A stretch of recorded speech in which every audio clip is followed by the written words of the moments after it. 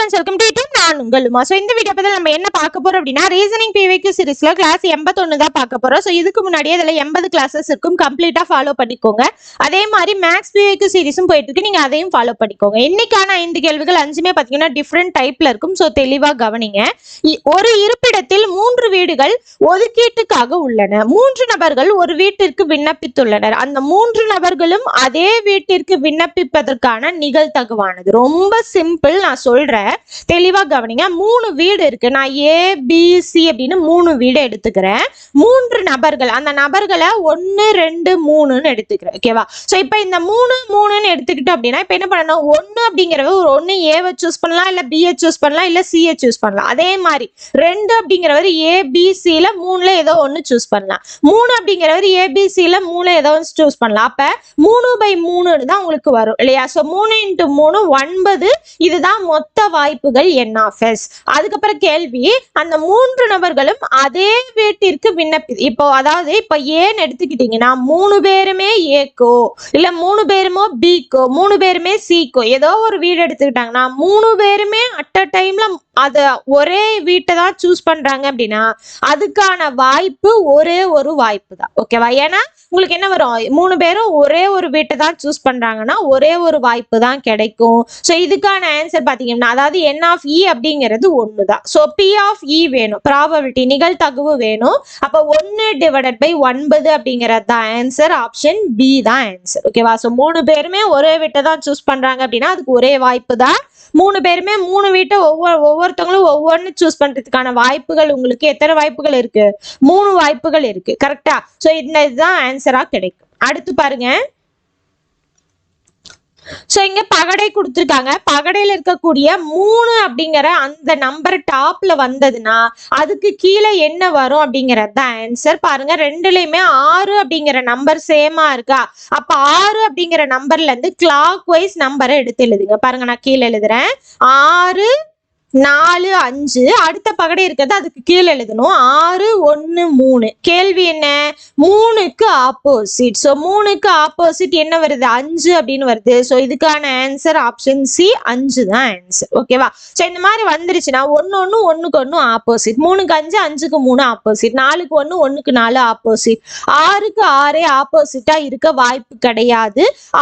1ல இருந்து 6க்குள்ள எந்த number miss ஆகுதுன்னு பாருங்க. 2 தான் மிஸ் ஆகுது. அப்ப 2க்கு 6 தான் ஆப்போசிட். ஓகேவா? அடுத்த கேள்வி பாருங்க. கொடுக்கப்பட்டுள்ள 3 எண்களில் இரண்டாவது எண்ணானது முதல் எண்ணில் பாதி, மூன்றாவது எண் முதல் எண்ணை போல 3 மடங்கு, அவ்வெண்களின் சராசரி 27 எனில் அவ்வரிசையில் மிகச்சிறிய எண். சோ முதல் எண், இரண்டாம் எண், மூன்றாம் எண். ஓகேவா? சோ கேள்வியை கவனிங்க.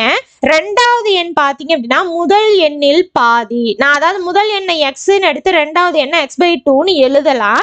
இருந்தாலுமே இது பின்னமா வரும் அப்படிங்கிறதுக்காக நான் என்ன பண்ணிக்கிறேன், ரெண்டாவது எண்ண நான் 2x, சாரி முதல் எண்ணில் பாதி, அப்ப முதல் எண்ண 2xன்னு எடுத்துக்கிறேன். அப்ப ரெண்டாவது எண் அந்த வேல்யூ பாத்தீங்க அப்படின்னா என்ன ஆகும், இதுல பாதி வெறும் x மட்டும் வரும். ஓகேவா? அடுத்து மூன்றாவது எண் பாத்தீங்க அப்படின்னா முதல் எண் இருக்கு இல்லையா, இத போல 3 மடங்கு. அப்ப 2x × 3 6x. இப்ப கேள்வி பாருங்க, அவ்வெண்களின் சராசரி, அதாவது 2x x 6x, இந்த 3 நம்பருக்கான சராசரி என்ன பண்ணணும், 3ஐ கூட்டி 3ஆல டிவைட் பண்ணீங்கன்னா அதுக்கான வேல்யூ 27ன்னு சொல்றாங்க. மேல கூட்டுங்க. 9x = 27 × 3, x = 27 × 3 / 9. சோ சிம்பிளிஃபை பண்ணீங்க அப்படின்னா x ஓட வேல்யூ 9ன்னு கிடைக்கும். கேள்வி, அவ்வரிசையில் மிகச்சிறிய எண். சோ x கொண்டு வந்து சப்ஸ்டிட்யூட் பண்ணுங்க. இது 9, இது 18, இது வந்து என்ன கிடைக்கும் உங்களுக்கு, 54ன்னு கிடைக்கும். சோ இதுல எது சின்ன நம்பர்? 9 அப்படிங்கிறது தான் சின்ன நம்பர். ஆப்ஷன் பி தான் ஆன்சர். ஓகேங்களா? சோ அவங்க என்ன கேள்வி கொடுத்துருக்காங்களோ அதுக்கு தகுந்த மாதிரி எடுத்துக்கோங்க. அடுத்து பாருங்க, விடுபட்ட எண் காண்க. 2 6 12 20 30. பாருங்க, 2க்கும் 6க்கும் டிஃபரன்ஸ் 4, 6 12 8, 12 20 சாரி 6 12 6, 12 20 8, 20 30 10. அப்ப அடுத்து என்ன வரும், 4 6 8 10 12 தான் வரும். ஸோ 42 தான் இதுக்கான ஆன்சர். ஆப்ஷன் டி தான் ஆன்சர். ஸோ ரொம்ப சிம்பிளாகவும் கேள்விகள் கேட்கலாம். அடுத்த கேள்வி பாருங்க, இது கொஞ்சம் ட்விஸ்டடான கொஸ்டின் பாருங்க. பி என்பது நிகழ்ந்துவிட்ட நிகழ்ச்சி மேலும் அதன் தெரிந்த நிகழ்தகவு P of B equal to 1 எனில் அதன் நிபந்தனை நிகழ்தகவு P of A given B க்கு சமமானது. இதை A given B அப்படின்னு சொல்லுவாங்க. ஸோ நார்மலா P of A given B அப்படின்னு கொடுத்துட்டாங்க அப்படின்னா இதுக்கான formula P of A intersection B divided by P of B. ஓகேங்களா? ஸோ இந்த இடத்துல கிவனுக்கு அப்புறம் எது வருதோ அதை போட்டுக்கணும். ஓகேவா? So P of A given B அப்படிங்கிறது equal to P of A intersection B divided by P of B. இந்த இடத்துல B given Aன்னு கொடுத்துருந்தா இந்த இடத்துல நீங்க மாத்தி Aன்னு போட்டுக்கணும். ஓகேவா?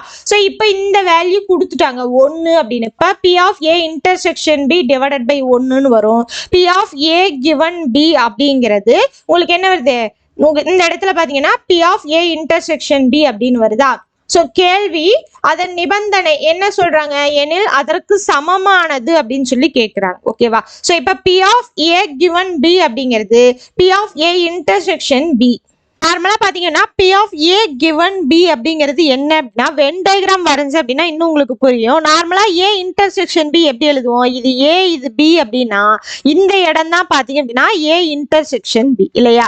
ஸோ இந்த P of A given B அப்படிங்கிறது எதை குறிக்குதுன்னா இந்த B மட்டும் எடுத்துக்கோங்க. ஓகேவா? ஸோ ஏவை விட்டுருங்க. இந்த இடம் இருக்கு இல்லையா?